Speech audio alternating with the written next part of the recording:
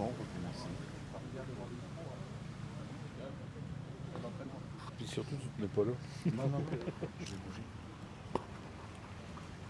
Message officiel lu par M. Frédéric Bricout, maire de Caudry et conseiller départemental du Nord.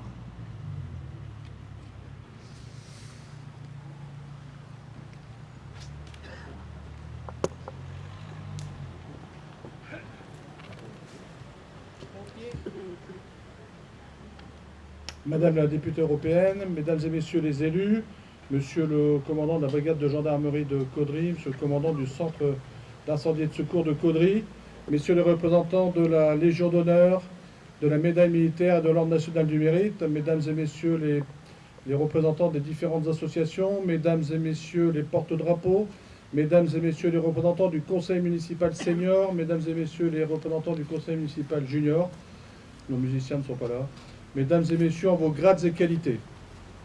Je vais vous donner une lecture du message de Patricia Miralles, ministre déléguée auprès du ministre des Armées, chargé de la mémoire et des anciens combattants. Nous célébrons aujourd'hui la mémoire des harkis, ces combattants qui ont écrit une page singulière et importante de notre histoire. Célébrer les harkis et les autres membres de formations supplétives, c'est admirer un engagement, honorer un destin et reconnaître une dette. C'est aussi dire que la France ne serait pas tout à fait la même sans les traces laissées par cette histoire qui fut à la fois lumineuse et tragique. L'histoire d'un engagement d'abord, celui de ces hommes issus de toute l'Algérie qui ont fait le choix de servir une France généreuse. Leur histoire est celle du don de soi, du combat, de l'effort, de la fidélité à la promesse républicaine qui avait tant à donner et dont ils espéraient tant. C'est aussi celle d'une communauté soudée, dont la solidarité s'est forgée dans le feu des combats et les nuits d'insomnie. Dans les Aurès, dans les hauts plateaux, à Constantine et à Oran, partout en Algérie, ils ont servi. Et malgré les euphémismes, ils savaient, eux, qu'ils étaient embarqués dans une guerre. Une guerre terrible, où chacun est sommé de choisir son camp. Une guerre fratricide, avec son lot de haine qui s'aiguise, de villages qui se disloquent et de familles qui se divisent. Ils sont les témoins déchirés d'une époque fracturée par la marche de l'histoire. Une histoire qui se poursuit par un abandon dont la douleur s'est faite ressentir 2 fois sur chacune des rives de la Méditerranée. En effet, quand la guerre prend fin, pour beaucoup de soldats venus de métropole, leurs frères d'armes, les harkis, sont pour nombre d'entre eux laissés sur place. Ils voient alors redoubler la violence du conflit et avec elle son lot d'extraction, de torture, de familles éplorées et de vies brisées. Arrachés par la tragique de l'histoire à la terre de leurs parents, beaucoup n'ont trouvé d'autre refuge que leur fidélité à cette France qu'ils avaient pourtant davantage imaginée que connue. Ils ne pourront oublier ni ceux-là, ni celles et ceux qui, dans cette histoire par-delà l'indifférence et l'abandon, leur ont un jour tendu la main, ne trahissant ainsi ni leurs principes, ni la France. Ils étaient officiers, institutrices, instituteurs, employeurs, élus de la République ou simples citoyens.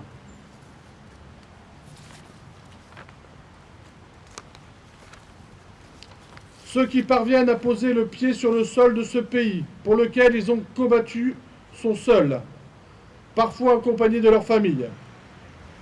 Sous le choc d'une vie qui bascule, ils sont accueillis avec méfiance, circonspection ou suspicion, sans considération pour l'immensité des sacrifices qui furent les leurs.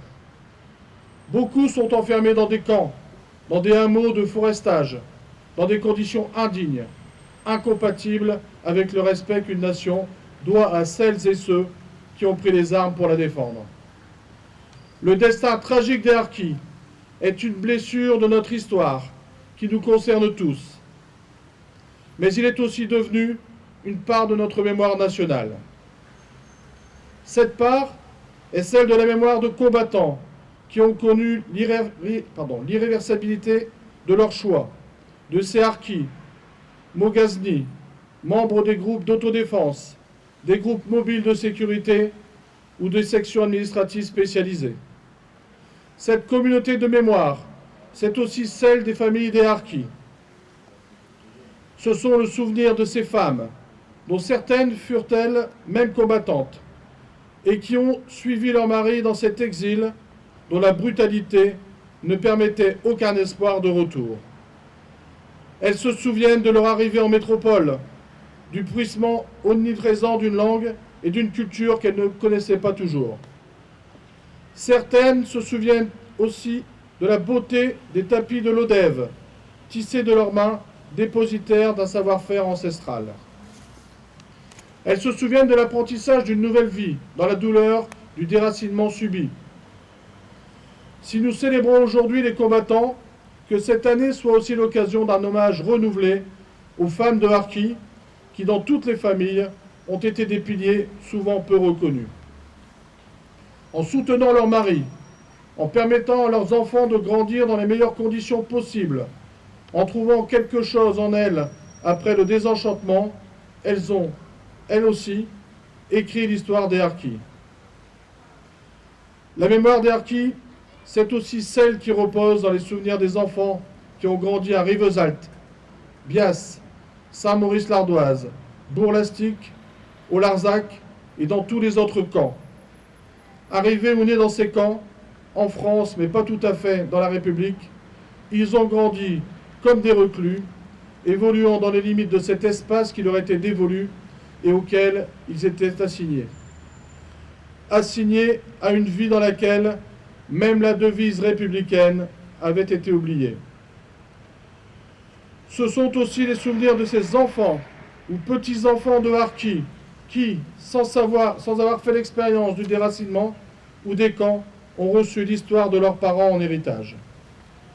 Une histoire difficile, douloureuse, qu'ils ont parfois dû s'approprier entre non-dits ou silence gêné, qui a d'autres fois été expliquée et répétée. Une histoire à laquelle ils ont dû faire une place dans leur vie, comme le feront à leur tour leurs enfants après eux, car elle doit être une source de fierté. En rendant hommage aujourd'hui aux harkis et à leurs familles, nous célébrons ce qu'ils ont apporté à la France, en la défendant, mais aussi la fidélité remarquable dont ils ont témoigné. La mémoire des harkis est un hommage à la meilleure part de la France. Elle doit être valorisée, cultivée, diffusée. Plus que tout, elle doit être respectée. Mais aujourd'hui encore, des lieux dédiés aux harkis sont vandalisés ou dégradés, quand ils ne deviennent pas le support d'inscriptions haineuses. Ces gestes de lâcheté blessent la mémoire des familles, insultent l'honneur des combattants, offensent la République elle-même. La nation ne peut le tolérer. Car la France ne peut oublier celles et ceux parmi les siens qui ont été si cruellement meurtris pour croire en elle. Vive la République, vive la France.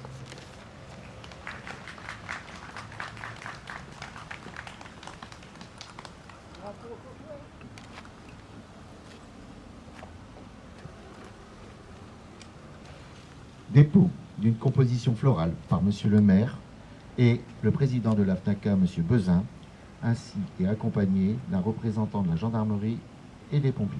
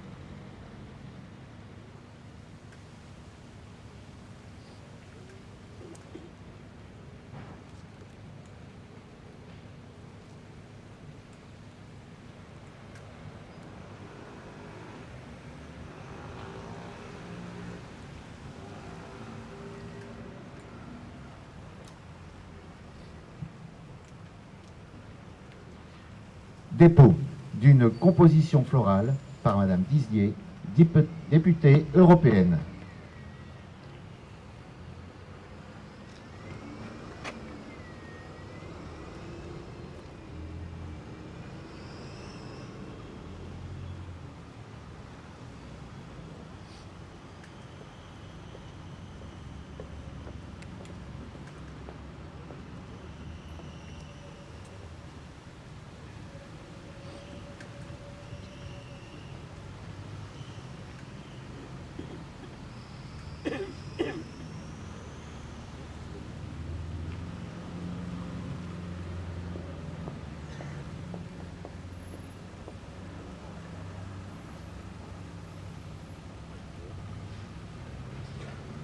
Moment.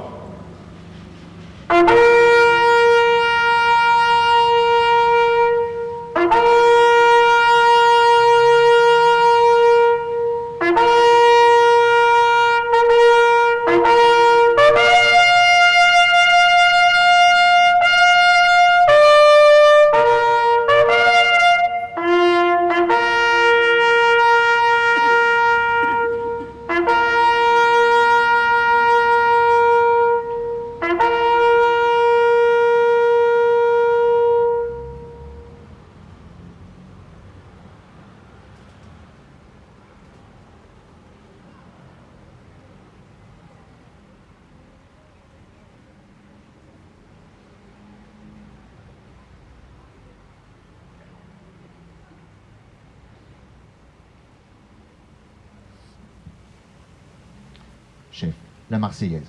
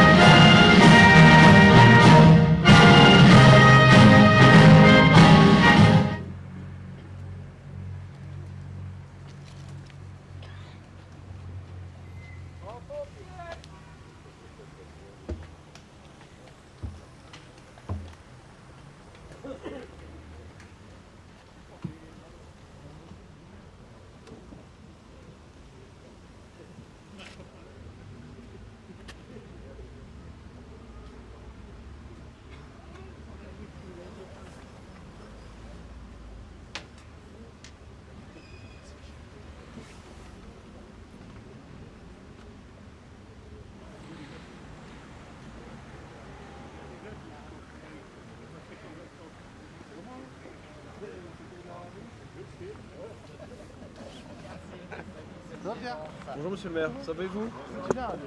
Ça a été?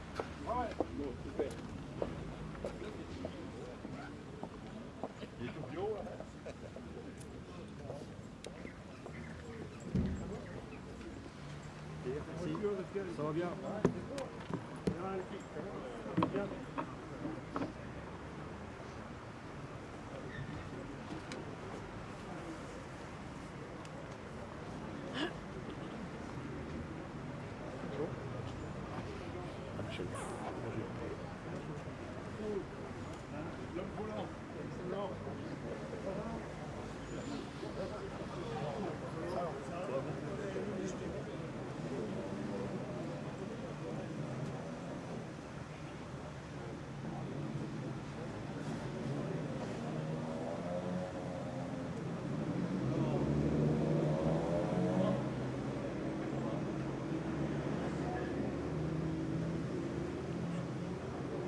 Ça va? Tout va bien? Ça va et vous? Ouais, on peut aller, hein.